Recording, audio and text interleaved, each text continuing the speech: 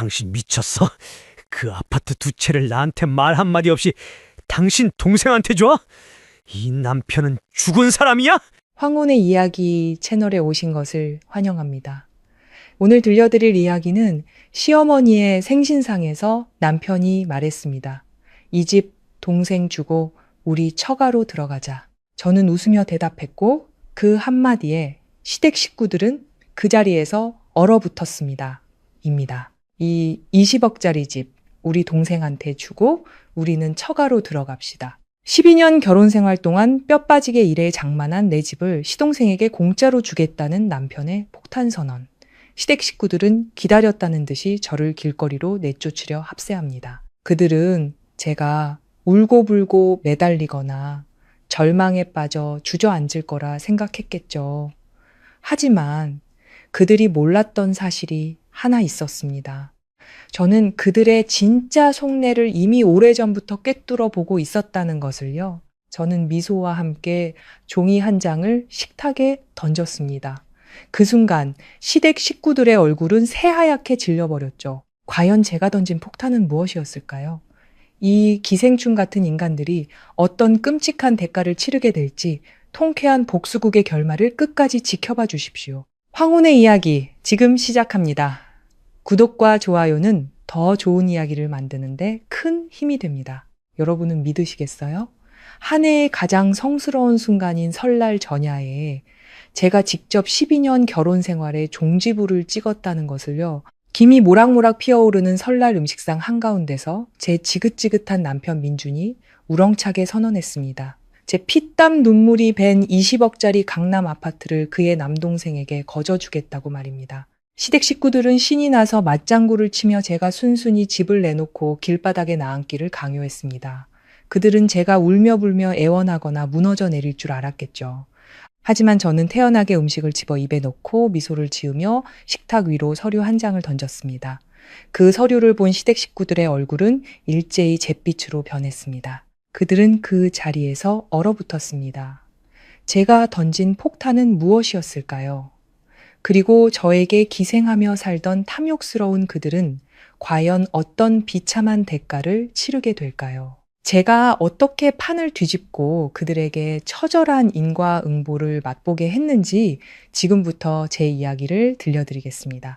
서울의 오래된 동네, 성북구의 한 주택, 자개장 한가운데 놓인 식탁 위에는 설날 음식이 이미 가득 차려져 있었습니다. 제 이름은 이서연 36살입니다. 저는 마지막으로 떡국을 그릇에 담느라 주방에서 분주했습니다.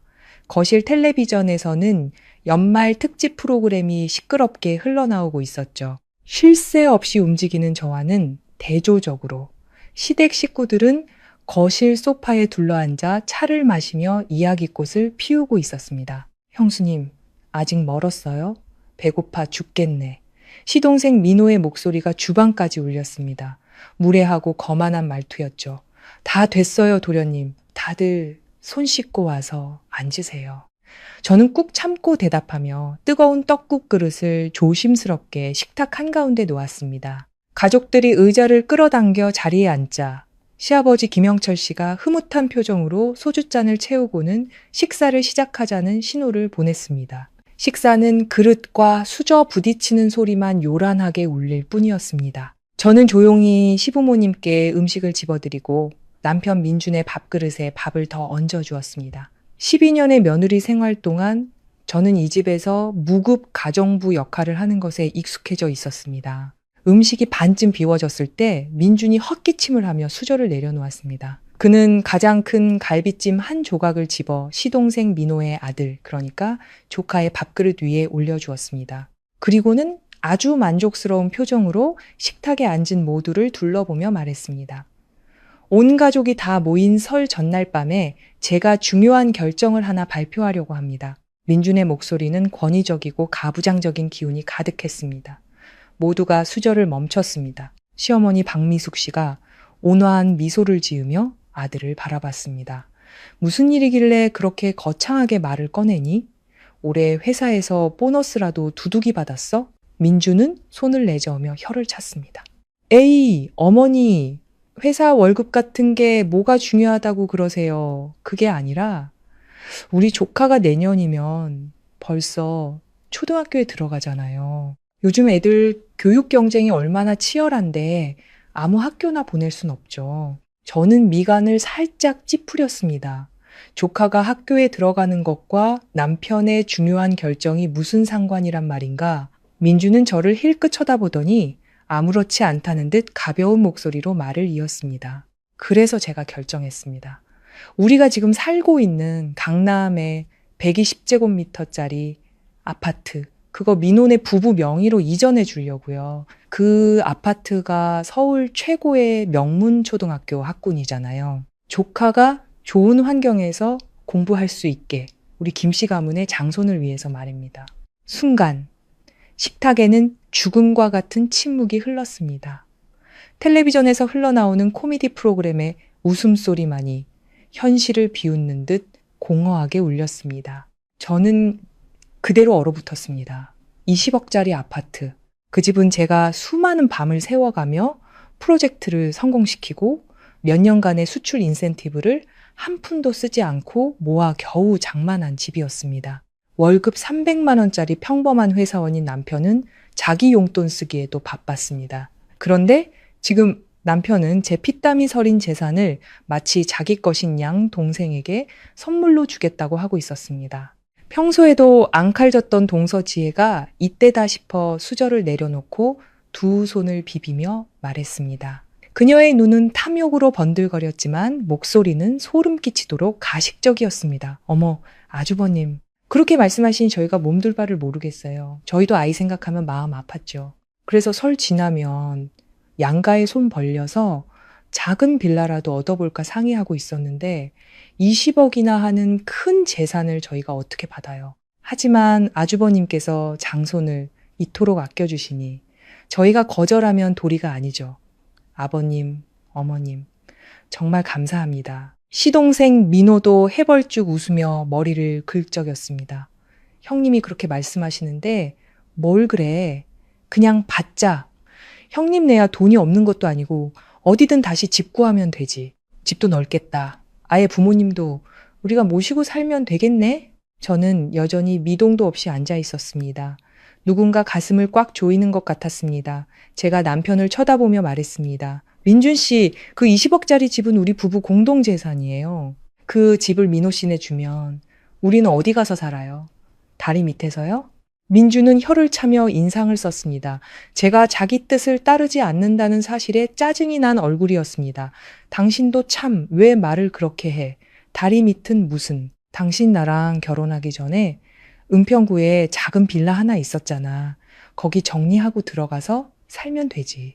공기도 좋고 텃밭 가꿔서 채소도 키우고 매일 출퇴근길에 한두 시간 운전하는 건 운동 삼아 하면 되고 우리가 형이고 형수인데 동생한테 그 정도 양보도 못해? 그때 시어머니가 손바닥으로 식탁을 탁 치며 아들 편을 들었습니다. 나는 우리 민준이 생각이 아주 현명하다고 본다. 형수는 엄마나 마찬가지야. 우리 며느리 서연이가 그동안 얼마나 똑부러지게 잘했니? 회사에서도 임원이고 연봉도 높은데 집이라는 게 뭐 별거냐, 다 몸밖의 재산인 것을 우리 민호가 아직 자리도 못 잡고 있는데 이제 번듯한 집 하나 생기면은 나도 눈 감고 죽어도 여한이 없겠다. 세상 어느 집안이 동생은 힘들게 사는데 형 부부가 으리으리한 집에 사는 꼴을 보니 시아버지가 소주 한 잔을 더 들이켜고는 젓가락으로 식탁을 탁탁 치며 거들었습니다. 그래, 맞아. 이 집안의 가장은 나고 내 다음은 우리 장남 민준이다. 민준이가 결정했으면 그걸로 끝이야. 여편네는 그냥 조용히 따르기나 해. 말이 많아. 어차피 김씨 집안 재산 어디로 새어나가는 것도 아니지 않느냐. 정말 완벽하게 짜인 각본이었습니다. 그들은 설날 음식상 앞에서 저를 사지로 몰아넣고 있었습니다. 저는 식탁에 둘러앉은 얼굴들을 하나씩 훑어보았습니다. 모두가 승리감에 도취된 표정이었습니다. 지난 12년 동안 저는 시동생 민호의 도박빚을 갚아주었고 시아버지의 심장수술비를 댔으며 남편 민준이 번듯한 가장처럼 보일 수 있도록 모든 생활비를 감당했습니다. 그리고 오늘 그들은 가면을 벗어 던지고 제 노동의 결실을 날강도처럼 빼앗으려 하고 있었습니다. 하지만 저는 울지 않았습니다.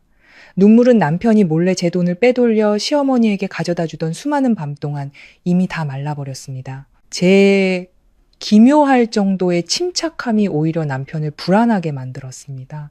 그가 벌떡 일어나 소리쳤습니다. 당신, 왜 꿀먹은 벙어리처럼 가만히 있어? 누구 보라고 지금 인상 쓰고 있는 거야? 이 좋은 설날에 저는 천천히 젓가락을 들었습니다. 그리고 갈비찜 한 조각을 집어 양념장에 푹 찍었습니다. 천천히 씹으며 매콤달콤한 맛을 음미한 뒤 냅킨으로 우아하게 입가를 닦았습니다. 그리고 나서야 고개를 들어 남편의 눈을 똑바로 쳐다보며 눈부시게 아름다운 미소를 지었습니다. 정말 우연의 일치네요. 온 가족이 숨을 죽이고 제 입을 쳐다봤습니다. 남편이 미간을 찌푸렸습니다. 우연이라니 무슨 소리야? 내 제안에 동의한다는 거지? 그럴 줄 알았어. 우연이라니 무슨 단이라는 다항이 곳곳인 내 아내는 현명하니까. 아니요, 저는 소리내어 웃었습니다. 제 눈빛은 시베리아의 빙하처럼 차갑게 식탁 위를 훑었습니다. 우연이라는 건 제가 가진 다른 재산, 그러니까 한남동에 있는 고급 아파트 2채를 오늘 오후에 제 동생 서준이 명의로 모두 이전해주고 왔다는 거예요. 동생 결혼 선물로요. 누나로서 그 정도 책임은 져야 하지 않겠어요? 우리 서준이도 그동안 고생 많이 했으니까요. 쨍그랑 시아버지의 손에 들려있던 소주잔이 식탁 위로 떨어져 산산조각이 났습니다. 시어머니는 입을 떡 벌렸고 씹고 있던 나물 반찬이 목으로 넘어가 칵칵거리며 기침을 해댔습니다. 시동생 부부의 얼굴에서는 핏기가 완전히 사라졌습니다. 남편 민주는 손으로 식탁을 세게 내리치며 벌떡 일어났습니다. 그의 목에는 힘줄이 굵게 솟아올랐고 얼굴은 새빨갛게 달아올랐습니다. 당신 미쳤어? 한남동 아파트 2채면 25억이 넘어. 그걸 나한테 말 한마디 없이 당신 동생한테 줘? 이 남편은 죽은 사람이야? 저는 의자 등받이에 몸을 기대고 다리를 꼬며 태연하게 대꾸했습니다. 어머, 민준 씨. 당신이 20억짜리 아파트, 제가 매달 원금이랑 이자 갚아나가고 있는 그 집을 민호 씨한테 주겠다고 결정할 때 저한테 한마디라도 물어봤어요? 당신은 형으로서 동생을 챙기는 거고 저도 누나로서 동생을 챙기는 거예요. 아주 공평하잖아요. 어차피 집안 재산 어디로 세워나가는 것도 아니라고 아버님이 말씀하셨잖아요. 이 이기적이고 계산적인 독사 같은 여자. 민준이 고함을 지르며 제 뺨을 때리려고 손을 쳐들었습니다. 하지만 저는 이미 자리에서 일어나 그의 손을 차갑게 뿌리쳤습니다. 의자 옆에 놓여있던 명품 핸드백에서 두툼한 서류 봉투 하나를 꺼내 식어 빠진 잡채 접시 위로 던졌습니다. 이혼 서류예요. 제 도장은 이미 찍었어요. 이 20억짜리 아파트는 당신이 알아서 하세요. 하지만 똑똑히 기억해둬요. 법적으로 그 집은 혼인 기간 중에 형성된 재산이고 제 소득으로 100% 마련했다는 걸 증명할 수 있어요. 당신이 내 동의 없이 증여하는 거는 명백한 불법이에요. 그리고 그동안 민호 씨 도박빚 갚아준 차용증, 아버님 병원비 영수증, 그리고 12년간 내가 이 집안을 먹여 살린 모든 금융 기록, 변호사한테 전부 넘겼어요. 설 연휴 끝나고 법원에서 봅시다. 그때 가서 깔끔하게 정리하죠. 저는 핸드백을 들고 당당하게 뒤돌아 현관으로 향했습니다. 김 씨 집안 사람들 중 누구도 감히 저를 붙잡지 못했습니다. 그들은 자신들이 마음대로 쥐고 흔들 수 있다고 믿었던 여자의 날카로운 반격 앞에 돌처럼 굳어버렸습니다. 제 등 뒤로 분노를 이기지 못한 민준이 그릇을 집어 던지는 파열음이 무력하게 울려 퍼졌습니다. 어둡고 칙칙한 골목을 빠져나와 코트깃을 여몄습니다. 바로 그때 시계가 밤 12시를 알렸고 멀리서 새해를 알리는 불꽃이 밤하늘을 화려하게 수놓았습니다. 그 불빛은 방금 스스로의 삶에 씌워졌던 족쇄를 풀어버린 한 여자의 안도감, 어린 얼굴과 만족스러운 미소를 환하게 비추고 있었습니다. 진짜 새해가 시작된 것이었습니다. 서울은 새해 첫날의 고요함 속에 잠겨 있었습니다. 텅 빈 도로 위로 간혹 오토바이 몇 대가 새해의 복을 기원하는 나뭇가지를 싣고 사람들의 웃음소리와 함께 쌩하니 지나갈 뿐이었습니다. 저는 익숙한 차의 운전대를 꽉 잡았습니다. 히터에서 나오는 따뜻한 바람도 뼛속까지 파고드는 한기를 몰아내기에는 역부족이었습니다. 차 안의 디지털 시계는 새벽 시간을 알리고 있었습니다. 새해를 알리던 요란한 불꽃놀이 소리는 샜고 밤의 정적이 가슴 시리게 내려앉았습니다. 저는 울지 않았습니다. 남편의 얼굴에 이혼 서류를 던지고 그 어둡고 비좁은 성북구 골목을 빠져나왔을 때 서러움에 무너지거나 통곡할 줄 알았습니다. 36살 여자가 한밤중에, 그것도 설날 전야에 혼자 차를 몰고 시댁을 나오는 모습은 분명 비극이어야 했습니다. 하지만 이상하게도 가슴이 뻥 뚫린 것처럼 가벼웠습니다. 12년간 숨막히게 짓눌려왔던 압박감에서 벗어난 기묘한 해방감이 피어올랐습니다. 사거리 신호등이 빨간불로 바뀌자 저는 브레이크를 밟았습니다. 멍하니 백미러를 바라보자 거울에 비친 제 얼굴은 여전히 단정하고 아름다웠지만 눈가에는 고단함이 새겨진 잔주름이 자리 잡고 있었습니다. 밤낮 없이 일했던 12년의 청춘. 저는 무엇을 위해 그 모든 것을 바쳤던 걸까요? 결국 제가 돌려받은 것은 소금처럼 짠 설날 음식상과 노골적인 멸시, 그리고 뻔뻔한 재산 강탈 음모뿐이었습니다. 기억들이 느리게 감기는 필름처럼 머릿속을 스쳐 지나갔습니다.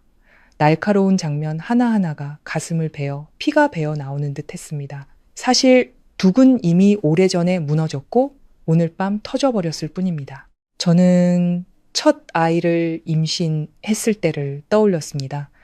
연말 프로젝트 마감에 치여 과로로 아이를 유산했습니다. 남편은 병원으로 달려왔지만 그의 첫마디는 아내를 위로하는 말이 아니었습니다. 이번 달 당신 수출 인센티브 민호비 갚아줄 만큼은 나오는 거지 사채업자들이 걔 손목을 자른다고 협박한대. 어머니는 집에서 거의 실신 직전이야.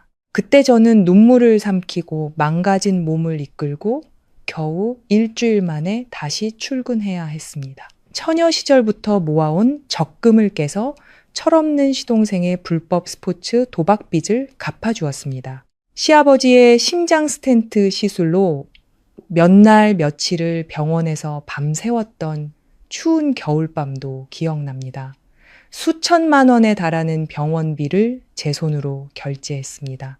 그때 시어머니는 제 손을 잡고 눈물을 흘리며 말했습니다. 우리 집안은 다 너 덕분이다. 네가 우리 김씨 집안의 구세주야. 3대에 걸쳐 덕을 쌓아야 너 같은 며느리를 얻는 거지. 하지만 시아버지가 퇴원한 지 한 달도 채 되지 않아 우리 집 식탁은 다시 캐캐묵은 가부장적 질서로 돌아갔습니다. 남편과 장손인 조카는 가장 맛있는 닭다리와 닭 가슴살을 차지했고 저는 닭 목이나 날개 따위를 먹어야 했습니다. 집안의 모든 돈은 제가 벌었지만 남편이 타고 다니는 고급 세단, 입고 다니는 명품 옷, 비싼 술집에서 쓰는 접대비 모두 제 신용카드로 결제되었습니다. 그럼에도 크고 작은 일이 있을 때마다 시댁 식구들은 자기들끼리 모여 수군거렸습니다. 서연이 저거 돈 좀 번다고 아주 거만해졌어. 민준이한테 돈 관리 잘하라고 단단히 일러도. 아무리 그래도 며느리는 남이야. 피 한 방울 안 섞였는데 어떻게 믿어. 12년간 감정 없는 현금 인출기로 살았습니다. 12년간 저를 한 명의 인격체로 존중하지 않는 가족들을 위해 희생했습니다. 그들은 저를 집안의 무능한 남자들의 허영심을 채워줄 발판으로만 여겼습니다. 오늘 설날 음식상에서 벌어진 20억짜리 아파트를 둘러싼 노골적인 강탈 시도는 썩어 빠진 관계를 완전히 끊어낼 마지막 은혜의 칼날이었을 뿐입니다. 차가 대로에 접어들자 제 손이 가늘게 떨렸습니다. 저는 동생 서준에게 전화를 걸었습니다. 저보다 6살 어린 제 동생은 언제나 무조건적으로 누나를 지지해주는 유일한 사람이었습니다. 신호음이 3번 울리기도 전에 동생이 다급하게 전화를 받았습니다. 누나, 새해 복 많이 받아. 근데 어디야? 바람 소리가 왜 이렇게 쌩쌩 불어? 그 집은 설 차례 준비가 그렇게 늦게 끝나? 동생의 목소리는 장난기가 섞여 있었지만 차 소리를 듣고는 당황한 기색이 역력했습니다. 순간 제 눈시울이 뜨거워졌습니다. 목구멍에 감정이 울컥 치밀어 올랐습니다. 어깨를 짓누르던 보이지 않는 바위가 핏줄에 정합해서 산산이 부서졌습니다. 저는 갈라지는 목소리로 겨우 말했습니다. 서준아, 나 이혼했어. 방금 민준이 얼굴에 서류 던지고 그 집에서 나왔어. 지금 어디로 가야 할지 모르겠다. 전화기 너머의 동생은 2초간 침묵했습니다. 누가 옳고 그른지 따지거나 다른 사람들처럼 참고 살라고 충고하지 않았습니다. 동생은 단호하게 그러나 든든한 목소리로 말했습니다. 누나 지금 어디야? 바로 위치 찍어서 보내줘. 내가 지금 차 몰고 나갈게. 아니야. 그냥 천천히 우리 집으로 와. 길도 안 막힐 거야. 누나 방. 엄마가 매일 깨끗하게 청소해 놓고 있어. 그냥 집으로 와. 누나, 나랑 아빠, 엄마가 기다리고 있을게. 20분도 채 지나지 않아. 제 차는 나무 그늘이 우거진 은평구의 작은 단독주택 앞에 멈춰 섰습니다. 철제 대문이 열리자마자 환하게 불이 켜진 현관 아래 부모님과 동생이 저를 기다리고 서 있는 것이 보였습니다. 추운 날씨에도 얇은 스웨터만 걸친 채 애타는 눈빛으로 대문 밖을 바라보고 있었습니다. 차에서 내리자 다리가 후들거렸습니다. 저는 엄마의 품에 안겨 3살배기 아이처럼 서럽게 울음을 터뜨렸습니다. 지난 10수년간 강인한 커리어우먼이라는 가면 뒤에 숨겨왔던 모든 서름과 억울함이 그 순간 모두 벗겨져 내렸습니다.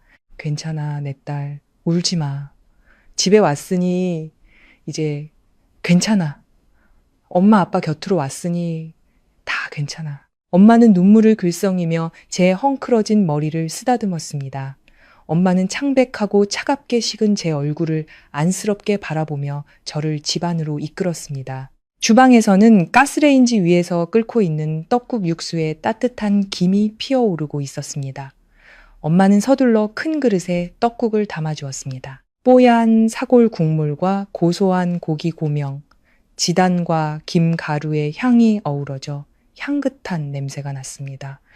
자, 이거 먹고 속부터 좀 데워. 오늘 저녁에 끓인 건데 모레 네가 세배하러 오면 그때 데워주려고 했지. 지금 먹고 기운 차려. 밥은 먹고 봐야지. 하늘이 무너져도 밥부터 챙겨 먹어야 해. 코끝이 찡해지며 눈물이 뜨거운 떡국 위로 뚝뚝 떨어졌습니다. 숟가락으로 맑은 국물을 한술 떠 입에 넣자 깊고 따뜻한 맛이 온몸의 세포 하나하나로 퍼져나가며 뼛속까지 시렸던 설날 밤의 한기를 녹여주었습니다. 평생 군 장교로 복무하시다 퇴직하여 엄격하기만 하셨던 아버지께서 다가오셨습니다. 아버지는 새해 첫날부터 가정을 깨뜨린 딸을 단 한마디도 꾸짖지 않으셨습니다. 따뜻하고 투박한 손을 제 어깨에 올리시며 낮지만 힘있는 목소리로 말씀하셨습니다. 서연아, 너는 아빠 엄마의 가장 큰 자랑이다. 우리가 너를 이렇게 가르치고 키운 건 남의 집에 가서 무급 가정부 노릇이나 하고 그 집 식구들 배 채워주는 현금 인출기가 되라고 한 게 아니다. 김씨 집안 놈들이 눈이 멀어서 너 같은 보물을 몰라본 게지. 이혼해라. 그런 값싼 의리 따위에 미련 둘 필요 없다. 언제든 힘들면 여기로 돌아와. 아빠 엄마가 있고 내 동생 서준이가 있다. 이 세상 어떤 놈도 내 딸을 함부로 대하게 놔두지 않을 거다. 옆에 있던 동생 서준이가 의자를 끌어당겨 제 곁에 앉으며 누나의 손을 꽉 잡았습니다. 아빠 말씀이 맞아, 누나. 20억짜리 집이든 200억짜리 집이든 누나 건강이랑 웃음보다 중요한 건 없어. 다음 주에 나 결혼하는 거 알지? 누나가 우리 집 대표로 당당하게 와서 축하해줘. 내 누나는 세상에서 가장 멋진 여자야. 그 민준이라는 인간이 복이 없어서 누나를 놓친 것뿐이야. 저는 붉게 충혈된 눈으로 저를 둘러싼 세 사람의 사랑스러운 얼굴을 바라보았습니다. 너무나 극명한 대조였습니다. 저편에는 제 피와 눈물로 배를 채우고도 차가운 설날 밤에 저를 길거리로 내쫓고 재산을 빼앗으려던 자들이 있었습니다. 그리고 이편에는 어떠한 계산도 없이 언제나 두 팔 벌려 저를 감싸주고 지켜주는 핏줄이 있었습니다. 저는 떡국 그릇을 들어 국물을 후루룩 마셨습니다. 그리고 눈물을 닦아냈습니다. 따뜻한 기운이 가슴 가득 퍼져나갔습니다. 기나긴 12년 만에 처음으로 저는 마음이 이토록 평온해지는 것을 느꼈습니다. 오늘 밤 식탁에서 선고된 이혼은 끝이 아니었습니다. 그것은 제 인생의 눈부신 새 출발을 알리는 신호탄이었습니다. 설날 아침, 따스한 봄 햇살이 은평구 부모님 댁 마당에 활짝 핀 매화나무 가지 위로 노랗게 쏟아져 내렸습니다. 지난 12년 동안 새해 첫날 아침 7시 이후에 일어나 본 적이 없었습니다. 평소 같았으면 성북동 시댁에서 남은 명절 음식을 데우고 차례상을 차리느라 주방에서 정신없이 뛰어다니고 있을 시간이었습니다. 하지만 오늘 저는 포근한 이불 속에서 주방에서 풍겨오는 엄마의 구수한 된장찌개 냄새를 맡으며 기지개를 켰습니다. 침대 머리맡에 놓인 휴대폰을 집어들었습니다. 화면에는 오전 8시 30분이라는 시간과 함께 남편 민준에게서 온 15통의 부재중 전화와 수십 개의 메시지가 떠 있었습니다. 저는 냉소적인 미소를 지으며 협박성 메시지들을 모두 증거로 저장했습니다. 남편에게 다시 전화하는 대신 저는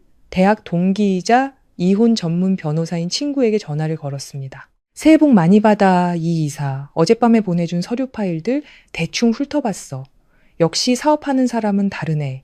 시동생 빚 갚아준 이체 내역부터 모든 증빙 자료가 완벽해. 걱정 말고 푹 쉬어. 연휴 끝나자마자 법원에 가처분 신청부터 낼게. 그 20억짜리 아파트 거래 못하게 묶어둘 테니까. 그 인간이 날고 기어봤자 동생한테 명의 이전 못할 거야. 저는 미소를 지으며 단호하게 말했습니다. 고마워. 비용은 얼마가 들든 상관없어. 법대로만 처리해줘. 한치의 양보도 없을 거야. 전화를 끊자마자 다시 화면이 밝아졌습니다. 이번에도 민준이었습니다. 저는 스피커폰으로 전화를 받았습니다. 전화기 너머로 민준의 억눌린 분노가 가득한 목소리가 들려왔습니다. 당신 대단하네. 설날 전야에 시댁을 뛰쳐나가? 당신 때문에 아버지는 혈압 올라 쓰러지시고 어머니는 울고불고 난리야. 내가 12년 부부의 정을 생각해서 마지막 기회를 주는 거야. 당장 이리로 와서 부모님께 사죄하고 얌전히 차례 준비해. 그리고 한남동 아파트 2채 동생한테 농담으로 준 거라고 말하고 당장 등기 서류 회수해와. 강남 아파트는 연휴 끝나고 민호한테 이전해 주는 거 잊지 말고 새해 첫날부터 험한 말 나오게 하지 마. 저는 웃음을 터뜨렸습니다. 제 웃음소리는 햇살 가득한 방 안에 차갑게 울려 퍼졌습니다. 민준 씨, 어젯밤에 마신 술이 아직 안 깼어요? 아니면 망상증 말기예요? 식탁 위에 두고 온 이혼 서류에 제 도장 선명하게 찍혀 있었을 텐데요. 내 재산, 내가 내 동생한테 주겠다는데 무슨 상관이죠? 그 20억짜리 아파트 능력 있으면 가져가서 선물로 주든가 하세요. 사기 및 재산 횡령죄로 당신 손에 수갑이 채워지는지 아닌지 한번 보자고요. 너, 이 버르장머리 없는 여자, 너 두고 봐. 민주는 고함을 지르며 전화를 끊었습니다.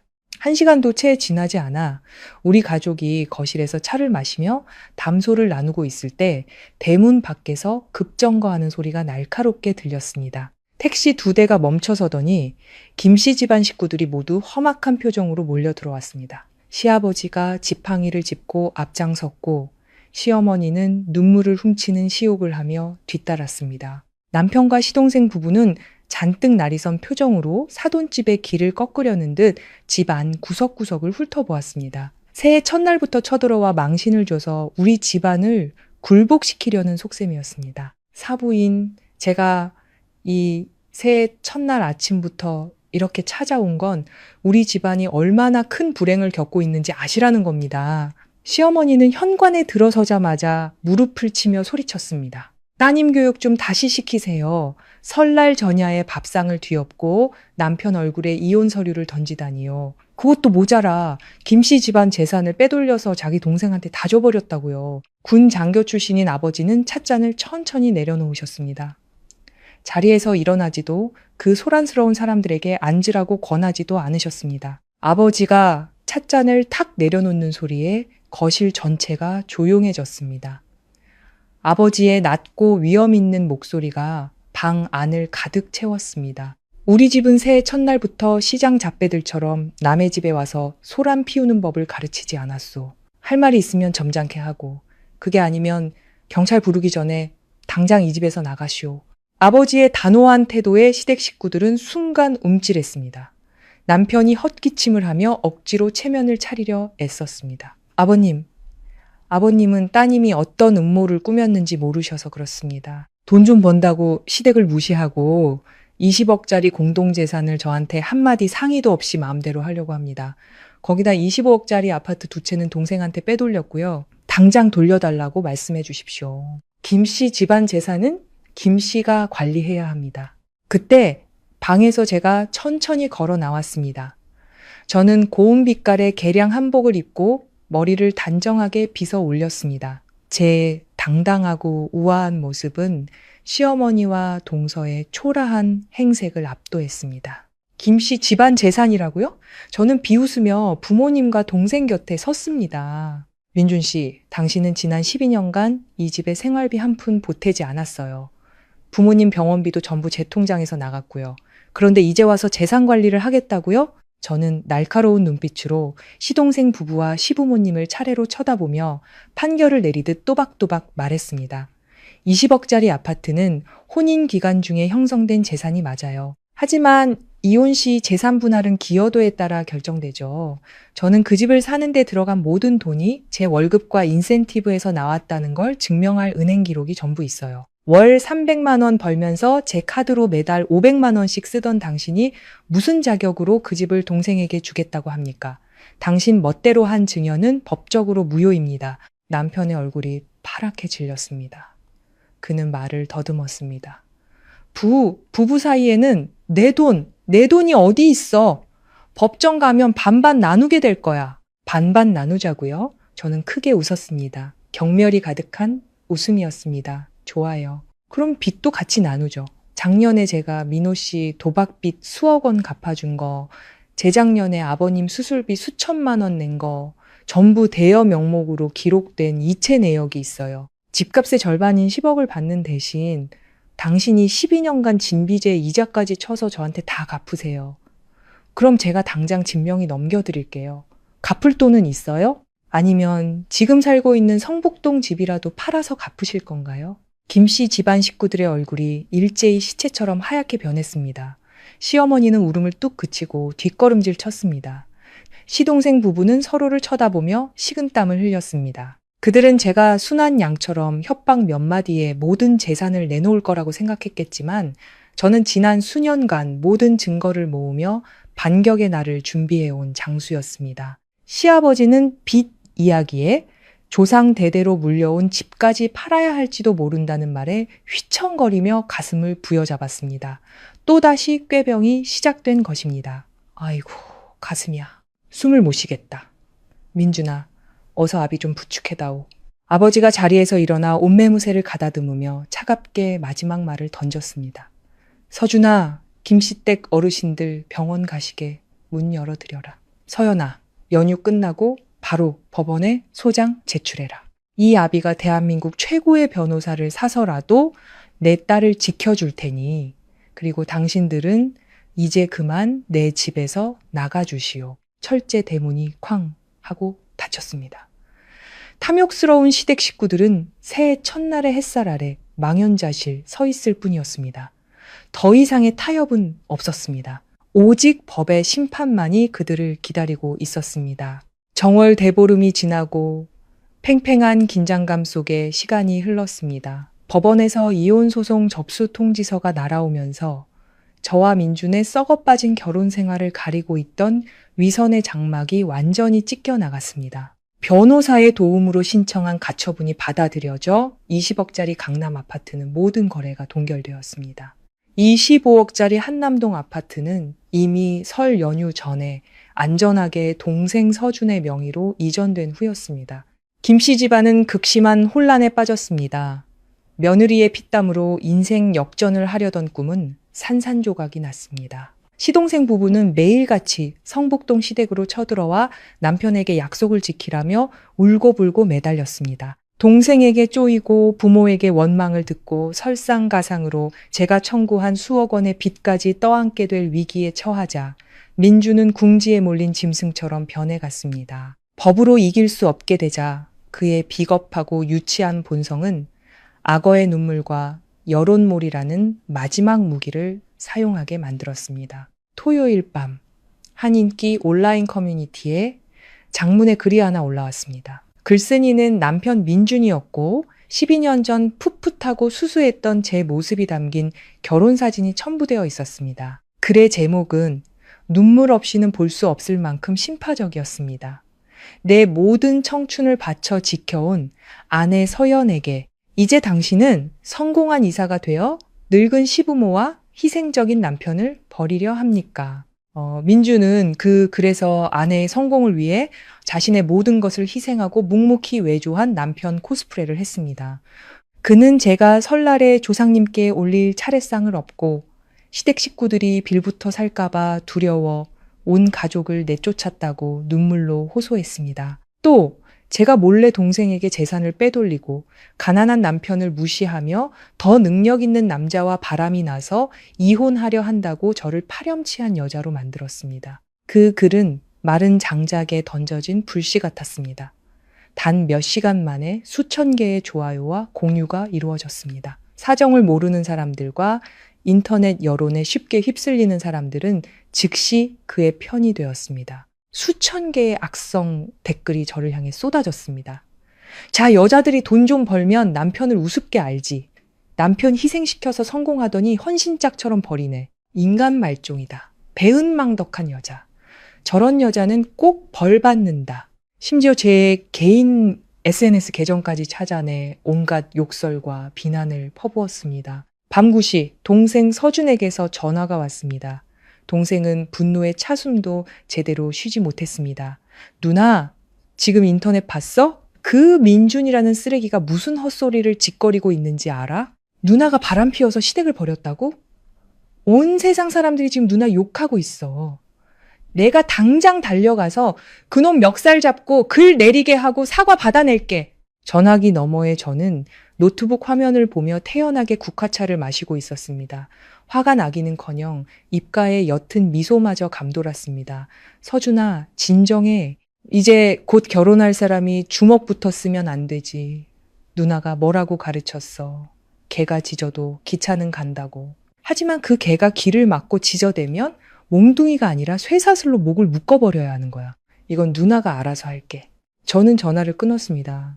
지금 이 상황에서 해명을 해봤자 진흙탕 싸움만 될 뿐이라는 걸 잘 알고 있었습니다. 말은 바람처럼 흩어지지만 강철 같은 증거만이 위선자의 가면을 벗겨낼 수 있는 유일한 방법입니다. 밤 10시 민준의 글이 가장 많은 관심을 받고 있을 때 저는 제 개인 SNS에 반박 글을 올렸습니다. 전체 공개로 설정하고 민준의 계정을 태그했으며 그가 글을 올렸던 온라인 커뮤니티에도 공유했습니다. 제 글에는 어떤 하소연이나 눈물도 없었습니다. 단 몇 줄의 차갑고 날카로운 문장만이 있었을 뿐입니다. 전 남편 김민준 씨와 이 사건에 관심 있는 모든 분께 저는 가정사를 남들의 웃음거리로 만들고 싶지 않았습니다. 하지만 진실은 존중받아야 합니다. 지난 12년간 제가 김씨 집안에서 어떻게 살았는지는 아래 첨부된 파일들이 저를 대신해 대답해 줄 것입니다. 법은 사기꾼을 심판하고 인과는 배은망덕한 자를 결코 용서하지 않을 것입니다. 그리고 그 글 아래에는 마치 기소장처럼 일목요연하게 정리된 사진과 음성 파일들이 첨부되었습니다. 첫 번째, 시동생 김민호의 불법 스포츠 도박 비디역 5천만 원을 제가 대신 갚아준 은행 이체 내역서. 두 번째, 시아버지 김영철 씨의 심장 수술비 3천만 원이 넘는 병원 영수증. 납부자 이름은 이서연. 세 번째, 지난 12년간 제 명의의 신용카드로 남편 김민준이 결제한 명품 쇼핑, 고급 룸살롱 술값 등의 상세 내역서. 그리고 마지막, 모든 것을 파괴할 핵폭탄과도 같은 2분짜리 음성 파일. 그것은 설 연휴 이틀 전 민준이 제 차를 빌려 동생과 함께 백화점에 갔을 때 차량 블랙박스에 녹음된 대화였습니다. 시동생 민호의 교활한 목소리가 또렷하게 들렸습니다. 형, 그 20억짜리 아파트 어떻게 할 거야? 형수 요즘 돈 좀 번다고 기고만장한데 저러다 딴 주머니 차면 우리 김씨 집안은 다 뺏기는 거야. 빨리 내 명의로 넘겨야 해. 민준의 능글맞고 뻔뻔한 웃음소리가 이어졌습니다. 걱정 마, 임마.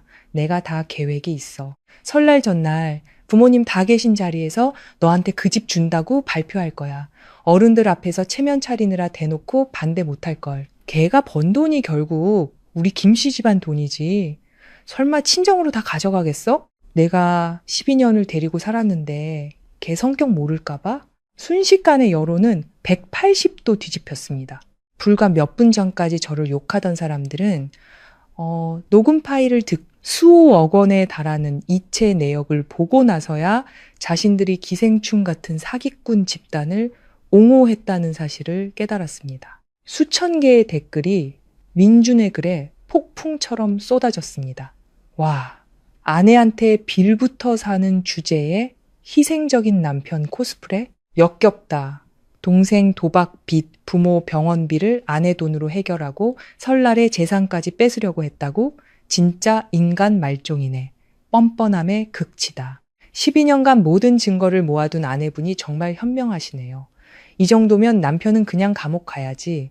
인터넷은 들끓었습니다. 민준의 회사 동료들은 녹음 파일을 공유하며 수군거렸고 그에게 동조했던 사람들은 제게 사과 메시지를 보내기 바빴습니다. 성북동 집에서 민준은 쉴 새 없이 울리는 휴대폰 알림을 보며 얼굴이 새하얗게 질려 있었습니다. 그는 황급히 글을 삭제하고 SNS 계정을 비공개로 전환했지만 이미 때는 늦었습니다. 수많은 캡처본이 인터넷 곳곳으로 퍼져나간 후였습니다. 가부장적인 남자의 허울은 벗겨지고 그는 수많은 사람 앞에서 파렴치한 사기꾼으로 낙인 찍혔습니다.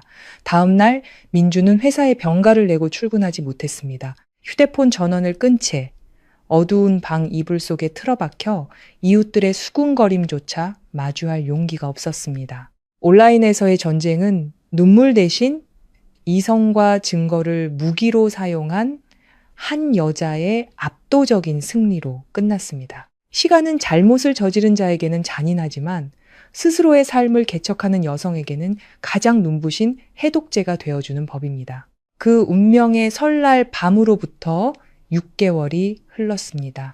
푹푹 찌는 7월의 무더위 속에서도 제 커리어는 시원한 바람을 만난 돛담배처럼 순항했습니다.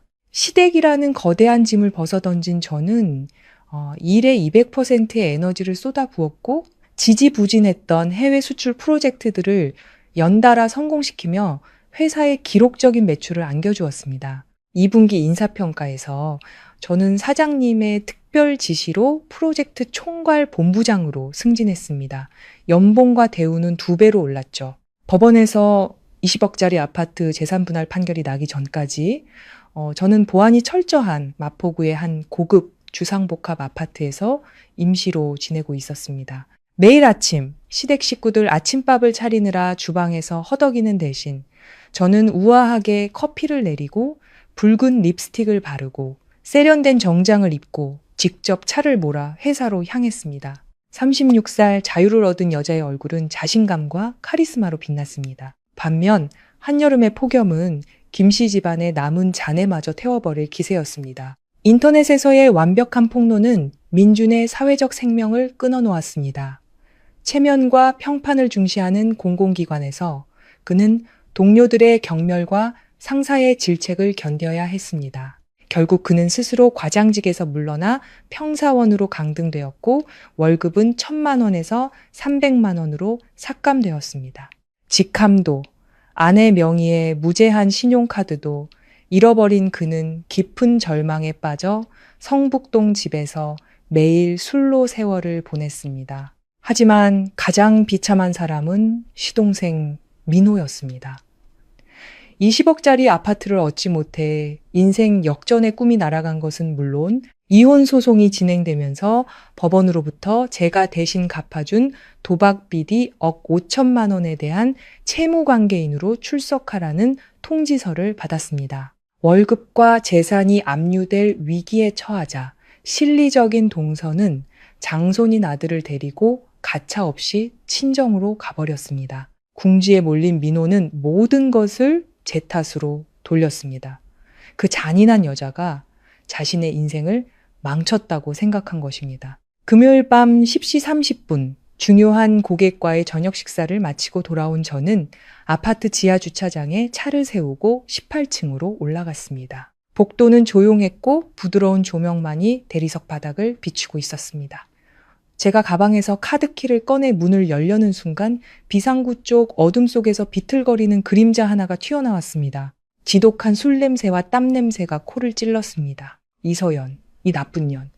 너 거기 안 서. 저는 소스라치게 놀라 뒤로 물러섰습니다. 제 앞에는 머리카락은 떡이 지고 눈은 핏발이 선 채 술에 취해 비틀거리는 민호가 서 있었습니다. 하지만 저를 정말로 공포에 떨게 한 것은 그의 초라한 행색이 아니라 그의 손에 들려 번뜩이는 과도였습니다.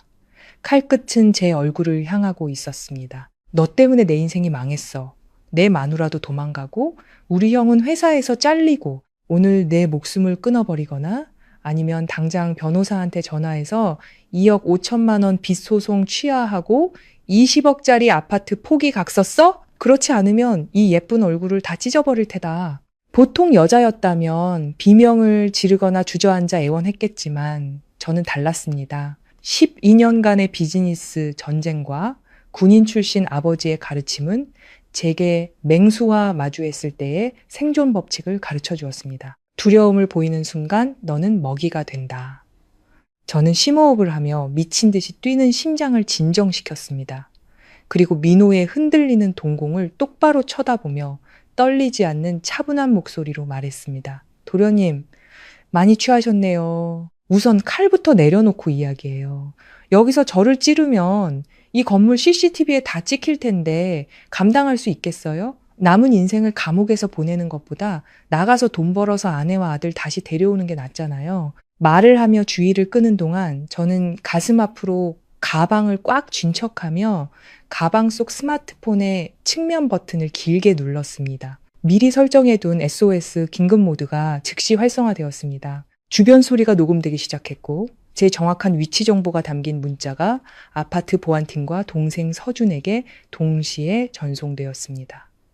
민호가 침을 뱉으며 비웃었습니다. 칼끝은 여전히 제 얼굴 가까이에서 번뜩였습니다. 나한테 설교하지 마. 난 더 이상 잃을 게 없어. 셋 센다. 셋까지 변호사한테 전화 안 하면 내 얼굴 끝장이야. 하나, 알았어요. 진정해요. 저는 일부러 굴복하는 척하며 휴대폰 마이크에 소리가 잘 녹음되도록 평소보다 큰 소리로 말했습니다. 돈 때문이죠? 2억 5천만 원. 그거 다 없던 일로 해줄게요. 소송 취하할게요. 그러니까 조금만 뒤로 물러서 줘요. 이렇게 칼을 들이대면 무서워서 전화를 걸 수가 없잖아요. 빚을 탕감해주겠다는 말에 민호의 눈빛에서 살기가 탐욕으로 바뀌는 것이 보였습니다. 그가 칼을 살짝 내리며 반걸음 뒤로 물러섰습니다. 그래야지 빨리 전화해. 스피커폰으로 해. 속이면 바로 찔러버릴 테니까. 바로 그 순간이었습니다. 민호가 방심한 틈을 타 저는 재빨리 뒤로 물러나 거리를 벌렸습니다. 동시에 띵 하는 소리와 함께 엘리베이터 문이 열리고 건장한 보안 요원 3명이 경찰봉을 들고 뛰쳐나왔습니다. 거기 칼 내려놔! 보안팀장의 외침에 놀란 민호가 당황하여 칼을 휘두르려 했지만 한 요원의 정확한 발차기에 칼은 멀리 날아가 버렸습니다. 나머지 2 요원이 즉시 달려들어 그의 팔을 꺾어 차가운 대리석 바닥에 제압했습니다. 15분 후 경찰이 도착했고 민호는 경찰차에 실려 연행되었습니다. 경찰서에서 저는 조사관 앞에 앉아 민호의 협박과 살해 위협이 고스란히 담긴 녹음 파일을 제출했습니다. CCTV 영상까지 더해져 증거는 차고 넘쳤습니다. 조사관이 말했습니다. 걱정 마십시오, 이서연 씨. 흉기 소지, 살인 협박 및 재산 강탈 미수 혐의로 구속 수사하고 접근 금지 명령도 신청하겠습니다. 아주 침착하고 현명하게 대처하셨습니다. 저는 미소를 지으며 조사실 유리창 너머를 보았습니다. 수갑을 찬 채 고개를 숙이고 초라하게 떨고 있는 민호의 모습이 보였습니다. 저는 통쾌함 대신 깊은 경멸감을 느꼈습니다. 탐욕과 의존심은 결국 김씨 집안 남자들을 스스로 파멸의 길로 이끌었습니다. 이 지긋지긋한 싸움도 이제 정말 끝이 보였습니다. 9월 서울에는 서늘한 가을바람과 함께 은은한 은행나무 냄새가 감돌았습니다. 맑고 푸른 가을 하늘처럼 제 마음도 더없이 평온했습니다. 그러나 저의 평화 뒤편에서 인과응보의 법칙은 누구도 예상치 못한 잔혹한 속도로 성북동의 낡은 주택을 덮치고 있었습니다. 시동생 민호가 구속된 후 동서는 아들을 데리고 완전히 집을 나가 이혼 소송을 제기했습니다. 장손을 지키려던 시부모님의 애원은 소용없었습니다. 여자도 아이도 그리고 가장 큰 돈줄이었던 저도 사라진 그 집은 빠르게 폐가처럼 변해갔습니다. 남편 민준이 가장 큰 타격을 받았습니다. 회사에서는 강등되고 월급은 쥐꼬리만 해줬습니다. 시아버지의 비싼 심장 약값을 감당하기에도 벅찼습니다. 인터넷에서의 망신과 동생을 감옥에 가게 만들었다는 죄책감에 시달리던 그는 결국 우울증에 걸렸고 9월의 어느 우울한 오후 그는 자신의 침실에서 손목을 긋고 말았습니다. 비겁한 남자는 자신이 만든 현실을 마주할 용기가 없어 가장 극단적인 도피를 선택한 것입니다. 민주는 병원으로 옮겨져 겨우 목숨은 건졌지만 엄청난 수술비와 치료비가 청구되었습니다. 돈이 있을 땐 빌붙던 친척들도 모두 외면했습니다. 병원에서 입원비 독촉이 시작되고 시아버지는 충격으로 자리에 알아누웠습니다. 절망의 끝에서 설날 밤 저를 내쫓았던 오만한 시어머니는 마지막 자존심마저 버리고 저를 찾아왔습니다. 월요일 아침 제가 다니는 회사 건물 1층 로비. 세련된 베이지색 정장을 입고 커피를 든 채 회의에 가려고 막 엘리베이터에서 내린 제 앞을 초라한 행색의 한 여인이 가로막았습니다. 서연아, 아가, 내가 잘못했다. 제발 우리 민준이 좀 살려줘. 저는 멈칫했습니다. 머리는 반백이 되고 눈은 퉁퉁 붓고 구겨진 옷을 입은 그 여인이 시어머니라는 것을 알아보는데 몇 초가 걸렸습니다. 한때 그토록 당당했던 시어머니는 온데간데 없었습니다. 그녀는 로비 바닥에 무릎을 꿇고 주변의 시선에도 아랑곳하지 않고 제게 빌기 시작했습니다. 서연아, 내가 눈이 멀었었다. 우리 민준이가 지금 병원에서 죽어가. 병원비 5천만 원을 내라는데 우리 집엔 이제 돈이 한 푼도 없어. 제발 12년 부부의 정을 생각해서라도 우리 아들 좀 살려다오. 저는 가만히 서서 저를 붙잡은 시어머니의 거친 손을 내려다 보았습니다. 12년의 정. 제가 유산했을 때, 설날 밤 혼자 집을 나설 때, 민호가 제게 칼을 들이댔을 때 그 정은 어디에 있었습니까? 그들은 돈줄이 끊기고 아들의 목숨이 위태로워지자 그제야 정을 들먹였습니다. 저는 시어머니의 손을 조용히 떼어냈습니다. 그리고 지갑에서 5만 원권 지폐 100장을 꺼내 500만 원을 만들어 떨고 있는 시어머니의 손에 쥐어 주었습니다. 시어머니는 당황한 얼굴로 저를 바라봤습니다. 아가, 500만 원으로는 턱없이 부족해. 우리 민준이 목숨이... 어머님, 저는 시어머니의 말을 끊었습니다. 제 목소리에는 비웃음 대신 모든 것을 내려놓은 사람의 평온함이 담겨 있었습니다. 이 500만 원은 어머님, 아버님 두 분 노인네 몸보신 하시라고 드리는 겁니다.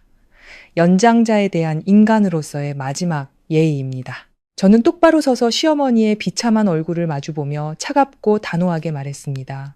하지만 민준 씨의 병원비는 제가 책임질 일이 아닙니다. 모든 선택에는 대가가 따르는 법입니다. 민준 씨는 아내의 재산을 빼앗고 아내를 모함하는 길을 선택했습니다. 이제 그 결과를 스스로 감당해야 합니다. 제 12년의 청춘이면 충분합니다. 저는 더 이상 당신 아들의 인생 빚을 갚아줄 의무도 책임도 없습니다. 돌아가세요. 다시는 찾아오지 마세요. 저는 뒤돌아 차를 향해 걸어갔습니다. 제 등 뒤로 시어머니가 500만 원을 손에 쥔 채 차가운 바닥에 주저앉아 통곡하는 소리가 들렸습니다. 그녀는 이제야 깨달았을 것입니다. 김 씨 집안의 가장 튼튼했던 기둥은 이미 무너졌고 탐욕스러운 자들은 자신이 뿌린 쓰디쓴 열매를 스스로 거두어야 한다는 것을. 3월 서울의 거리마다 하얀 벚꽃이 팝콘처럼 터지며 봄 기운이 완연했습니다. 그 지옥 같았던 설날 밤으로부터 1년이 훌쩍 넘게 지났습니다. 시간은 과거의 찌꺼기들을 씻어내고 새로운 땅에 새싹이 돋아날 자양분을 남겼습니다. 9개월간의 지루한 이혼 소송은 작년 11월 저의 완벽한 승소로 끝이 났습니다. 법정에서 제가 제출한 수많은 증거 앞에서 자살 시도 후 함숙해진 민주는 고개를 숙인 채 판결을 들어야 했습니다. 20억짜리 아파트는 100% 제 소유로 인정받았고 시동생의 빚 2억 5천만 원 또한 그들이 연대하여 제게 갚으라는 판결이 내려졌습니다. 김씨 집안은 완전히 몰락했지만 더 이상 제 관심사가 아니었습니다. 저는 판결이 나자마자 그 집을 완전히 허물고 새로 짓기 시작했습니다.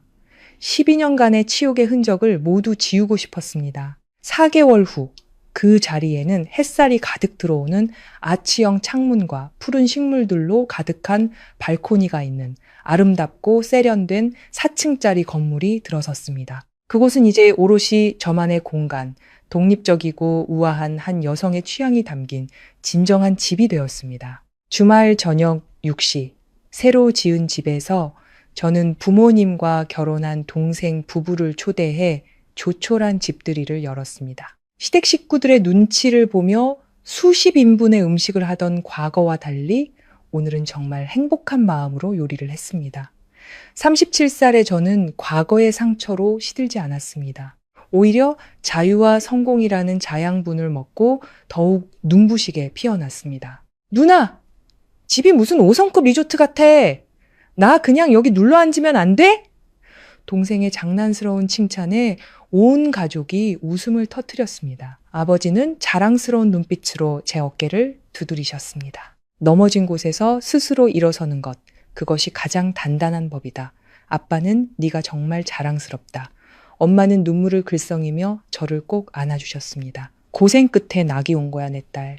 네가 이렇게 평안하고 행복하게 사는 걸 보니 이제 엄마는 눈을 감아도 여한이 없다. 우리는 와인잔을 부딪히고 서로에게 음식을 덜어주며 웃고 떠들었습니다.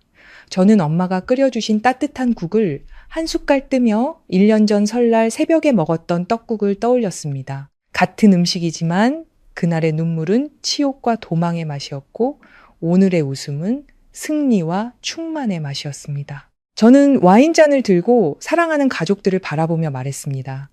아빠, 엄마, 서준아, 올케 모두 고마워요. 제 인생의 가장 어두운 밤에 저를 혼자 두지 않아줘서 정말 고마워요.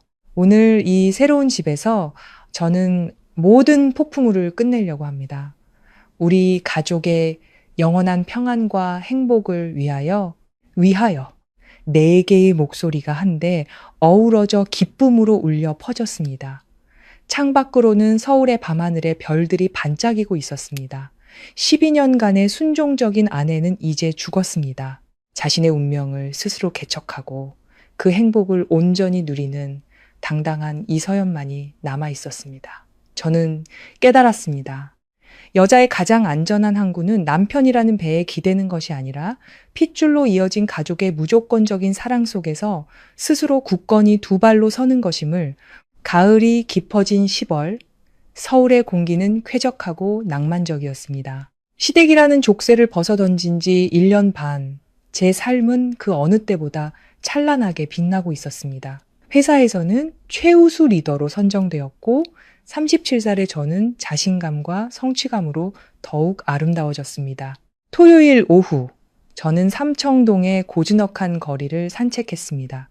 그리고 시간이라는 이름의 작은 헌책방에 들어섰습니다. 낡은 종이 냄새가 가득한 그곳에서 저는 인생 경영과 내려놓음의 기술이라는 오래된 책을 발견했습니다. 책을 꺼내려 손을 뻗는 순간 책장 반대편에서 뻗어나온 다른 손과 제 손이 스쳤습니다. 제 옆에는 40대쯤으로 보이는 한 남자가 서 있었습니다. 그는 지적이고 따뜻한 인상을 풍겼습니다. 죄송합니다.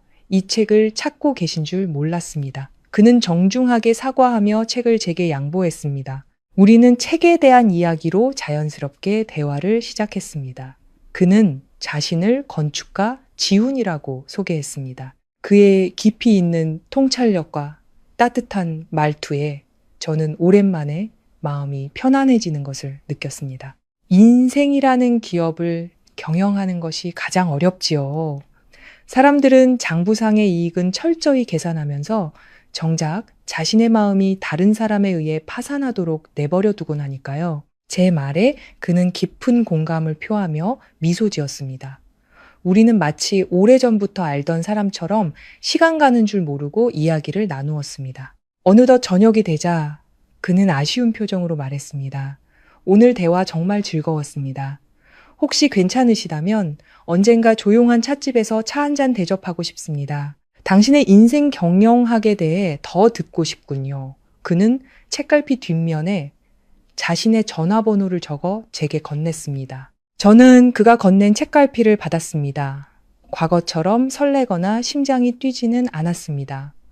남자를 제 삶의 유일한 정답이라고 생각하던 시절은 이미 지났습니다. 저는 책값을 계산하고 헌책방을 나섰습니다. 그에게 전화를 할지 언제 할지는 중요하지 않았습니다.